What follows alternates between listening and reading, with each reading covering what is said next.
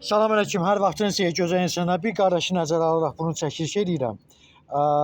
Üzümü göndərmişik, deyir ki, üzüm göyərmir elə.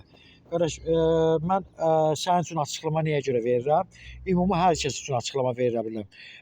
Bu dəqiqə hələ yaz fəsli deyil, qış fəslindən gedir. Bu dəqiqə hələ yaz fəslinə var. Qaldı ki, üzümü niyə görməməyi? Hələ yaz deyil. Hələ gözlər ola bilsin ki, nəsə görsənə bilər. Onun göyərməsi hələ geri çəkəcək harca martın 15-i 20-si arası. Bu bir. İkinci, deyirsiniz ki, tink qurudur. Görürsünüz bu formanı, yamyaşıldır. Burası bu izolyasiya. Üçüncü növbədə qaldı ki, tinklər deyirsiniz ki, məsəl üçün boyu 1 metr, 2 metr olması, istəyən 3 metr olsa, yenə də o tinkin özünə olaraq o qayçılanmalıdır.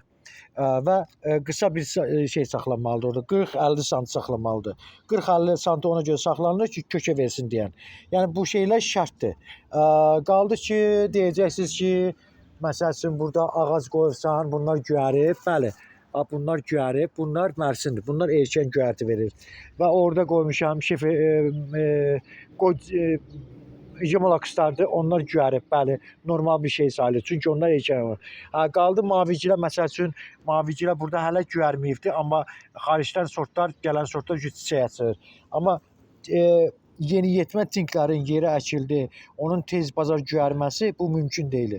Vaxt verib gözləmək lazımdır, səbirli olmaq lazımdır ki, əkdiniz yerə suyunu verdir, sadəcə gözləmək lazımdır. Gözləyin, özü göyərəcək. Hardan göyərdi, harda quru çubuq yarandısa da, o çubuqda qayçıyla səliqəli kəsir.